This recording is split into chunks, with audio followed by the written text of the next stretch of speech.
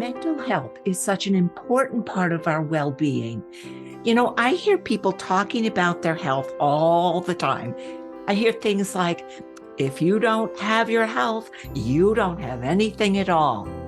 But I'm not always sure that they're including mental health in that description. In fact, I don't hear much talk about mental health at all. And I've been thinking, what's the difference between health and mental health? And I have to believe it all comes down to one word: stigma. I still believe that there's stigma attached to almost everything to do with our mental health. No one wants to admit they're having trouble dealing with life. No one wants to admit they're overwhelmed by fear or panic. And so we suffer in silence, feeling like there's something wrong with us, feeling like we're not good enough. Maybe you think, like I always did, there's something wrong with you because you have anxiety. Maybe you're ashamed of being anxious. Maybe you worry that if you let people know about your secret fears that keep you awake night after night, if people knew, they would think you were weak or broken. And when you look around at our culture today, it is no wonder we feel that way. But I am here to tell you that absolutely none of that is true. In fact, I think the truth is exactly the opposite. Let me tell you what I know for sure. There is nothing wrong with us. We are not broken. We are not crazy. We are not less than. We are not our fears. I am not my fears, and you are not your fears. We are so much more than that. And I'm going to take this even a step farther. I believe those of us with anxiety are tougher, stronger, and more powerful than the people around us. I'm going to say that again, and I want you to hear this. Those of us who have anxiety are tougher, stronger, and more powerful than the people around us. How do I know? Because I know what kind of courage it takes for us to get out of bed on those dark mornings. I know exactly what kind of backbone it takes to show up in life, heart pounding, hand sweating, shaking with fear. I know all about the kind of courage it takes for us to live with anxiety day in and day out. But here in Mental Health Awareness Month, I think it's time we not only start talking about our anxiety, it is time we start doing something about it, which brings me to what may be a really difficult but important conversation. In this episode, I'm going to talk about getting therapy, whether or not you should consider it. Believe it or not, 47% of Americans still believe that going to therapy, asking for help, is a sign of weakness. 47%. And maybe that includes you. Maybe you've always thought of therapy as something other people do. Maybe you've thought about going to therapy yourself, but you've hesitated because you think it will be difficult to dig into that past. Or maybe you think it's not going to work for me. Maybe you are so afraid that you're broken beyond repair and there's nothing anyone can do to help you. And so you just keep putting one foot in front of the other, hoping somehow to get through the day. But let me ask you, what would you do if you broke your leg? What would you do if you were having symptoms of a heart attack? What would you do if you had a sudden sharp pain in your stomach? I bet you'd go for help. Well, getting help for mental health is no different. Pain is pain. Suffering is suffering. And it is time we allowed those outdated old beliefs keep us from living our best lives. It's time we started taking care of our mental health exactly the same way we take care of our physical health. It's time we treasure our mental health the same way we treasure our physical health. And that means getting help for pain, no matter where it shows up. Here's the truth. People who seek therapy are not crazy. They're not broken, they're not bad, they're not friendless, and they are certainly not weak. They're people just like you and me who need a little help dealing with their lives. That's all. And I think it's time we stand up for who we are and what we are. And it's time we start our healing journey together. So let's get into it. How do you know when or if you need some help with your anxiety? Well, here's my very simple rule of thumb. If your anxiety is interrupting or interfering with your life in any way, it's time to at least think about getting some help. And by the way, I think that's a pretty good guideline for anything related to health. If it's interfering with your life, ask for help. But I want to get a little more specific about those of us struggling with the symptoms of anxiety. All right, before I get started, I need to say this up front. If you are seriously thinking about harming yourself or anyone else, stop right now. Right now. Go for help. There are a number of options, but you need to pick one of these following. Call a trusted friend. Pick up the phone now. Call or text 988, which is 988 is the new Crisis Lifeline. There's someone waiting to speak or to be in touch with you. Call the mental health crisis number, which is 1-800-273-TALK 8255. All of that information is in the show notes. Just take a look. Let me just say, you can also go to your nearest emergency room. They are equipped to handle mental health emergencies as well as other physical issues. Again, let me say this again, getting help, asking out, reaching out is not a sign of weakness. It is an incredible show of strength and hope. And no matter how hopeless you are right now, there is help waiting for you. All you have to do is reach out and ask. All right, so let's take a look at 8 reasons you might want to consider therapy. Number 1, you might want to consider getting some professional help if there's been a change in your life and you're having trouble dealing with it. You're recently divorced, you moved to a new state, you've lost your job, you had a baby, you retired. All major changes in life. I'm not just talking about negative changes. Positive changes can create a crisis in your life that's tough to deal with. Look, change happens throughout our life. And whether that change is something you've worked really hard for, or it just comes at you out of the blue, that can really upset the balance of your life. If you're having trouble coping with change, talking to someone can bring that balance back to your life.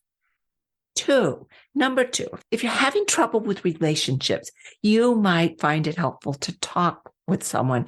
And I'm not just talking about issues with your partner or your spouse. I'm talking about your sister, your son, your friends, your coworkers. Those are all relationships and they all matter to us and our sense of well-being. They're all important in our lives. Working with a professional can give you some clarity and real insight into the workings of those relationships. And whether you choose individual therapy, you choose couples therapy, family therapy, group therapy, no matter what you choose, getting help to heal that relationship can make a real difference in your life. All right, number 3 is a tough one, but hear me out. If someone close to you suggests you get some help, I suggest you take a breath, swallow, and say thank you. Then consider their suggestion carefully because, those of us who are close to us can see things sometimes that we just can't see ourselves. And the truth is, they may be absolutely right or they may be completely wrong. But I hope you'll take their suggestion as an opportunity to really take stock of what's going on in your life. And, in the end, that suggestion might turn out to be a real life-changing kind of gift. So take a breath and just consider it. Okay. Number 4, you might consider talking to someone if you're having unexplained physical symptoms. You've been to your PCP, she's done all the tests, can't find anything wrong with you physically. Blood work is fine, everything's fine, but you still have that chronic pain or you're still experiencing those miserable symptoms. Going to a therapist might help you get some answers about what's going on with you physically as well as emotionally. And it can help you find ways to heal your mind as well as your body. Number 5 is all about addiction. If you're dealing with drug abuse, alcohol abuse, or addiction of any kind, smoking, drinking, shopping, gambling, gaming, what other addiction that is affecting your life in a negative way, getting treatment can help get you back on track. And, addictions can be sneaky. You think you have everything under control, but I'm going to ask, is that the truth? Look at your life. And if you have to admit addictions having a really negative impact on not just your life, but the lives of the people around you, maybe it's time to do something about it. And as an aside, if you've been to rehab before, if you tried to quit before and things didn't work out for you, take this moment as a chance to try again. Things have changed since then. You've changed. This time can be different. There are so many different kinds of coping strategies, and trying again gives you an opportunity to come up with the very particular strategy that's going to work for you in your life. Give it another chance. Number 6, all about grief and loss. If you're having a hard time recovering from grief or loss, therapy can help. And I know, loss and grief are a normal part of life. And they come in many forms. It's the loss of a loved one, but it's also the loss of a cherished pet, the loss of a friendship, a job. Grief shows up in our lives in so many different ways. And as I said, grief is a normal, natural response to a loss. But if your grief isn't getting better, after 6, 12 months, it may be a sign that you need some help in healing. Going to talk to someone might be able to help you better get through this stage of grief and help get you back to the joy of living. Number 7 is about trauma. If you've experienced trauma of any kind, it's really a good idea to seek some help. And I know we think of trauma as something that happens only in war or to our heroic first responders, but trauma can show up unexpected ways and in unexpected places. And I think of trauma as any kind of a significant emotional reaction to any kind of disturbing event or circumstance, which is a pretty broad definition. So you may be experiencing trauma and be aware of it, but not giving it the name trauma. And let me just also say at this point, you can experience trauma by witnessing a traumatic event that happens to someone else, or even hearing about a traumatic event that has happened to an important person in your life. I think the definition of trauma is broader than people think. And I know trauma can be complicated. It's frightening. It's difficult to deal with. But working with a professional can really help you deal with the effects of trauma and get back to feeling better. And I want to add at this point, We have an incredibly new technique called eye movement desensitization reprocessing, or as everybody refers to it as EMDR. This is such a potentially powerful tool for people who've experienced trauma. It's the gold standard. And if you're interested, if this is something that you think would be helpful for you, I've left a link in the show notes to their website. And I bring this up at this point to remind you there are some really great methods for healing anxiety, trauma, and all of our anxious worries. And so when you think you've tried therapy in the past and it didn't help, I want to remind you there's tons of ongoing research and new methods being developed every day. And who knows, the answer may be waiting for you in a therapist's office. Number 8, this one's personal. You might want to consider getting help if, like me, you realize you just cannot do this alone. You wake up one morning thinking, I'm tired of doing this alone. I'm sick of battling the anxiety and feeling like I'm going nowhere.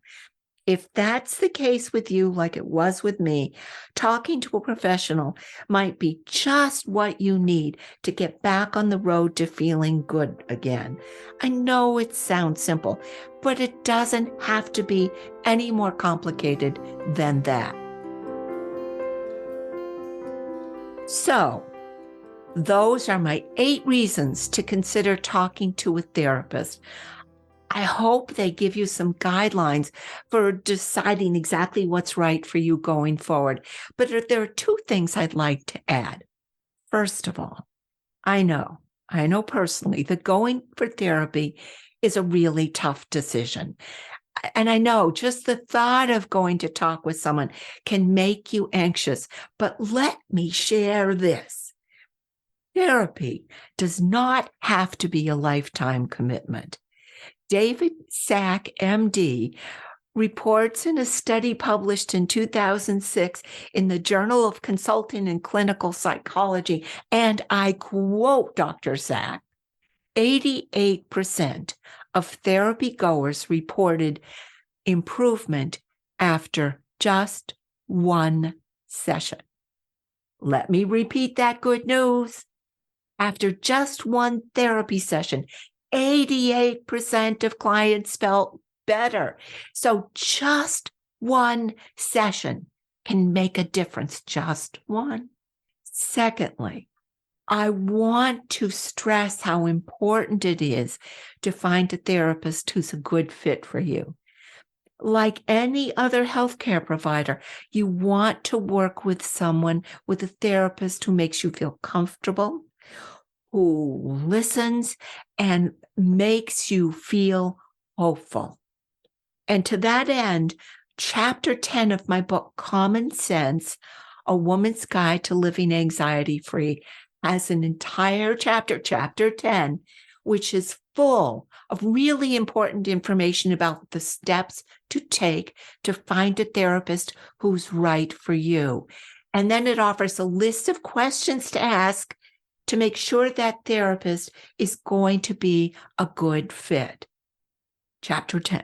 So, talking to a therapist can not only help you feel better, it can bring some clarity in the midst of chaos. It can reduce your stress, improve your relationships. It can offer you comfort and support when you're going through a tough time. A good therapist will stand with you and for you. And a good therapist can help you find your way through your darkest days. All right, I know this has been a difficult conversation, and I hope it's gotten you thinking about whether or not therapy might be helpful for you or for someone in your life who's also dealing with anxiety. Because truth is, anxiety is epidemic these days. And I can't tell you how many people come up to me and say, my child is anxious, my spouse, my friend. So if you've had trouble bringing up this sensitive subject of when you might need some therapy, I suggest maybe you and the person you care about listen to this episode together, or maybe you just suggest that they listen to it on their own and then use it as a place to start at least talking about this healing process. This isn't just about you. It's about the people you care about. It's about healing our anxiety together. I would love to hear from you about how you feel about this, your experiences, your reactions, and any questions you might have. Love to hear from you. You can always reach out via my Facebook page or drop me an email. We've got easy links in the show notes below. As always, just click and connect. It's like magic. And finally, I'm going to be taking a break over this summer to edit my book. Well, actually, technically, it's not a break, but I am so ready to get this done so I can get it into your hands as soon as possible.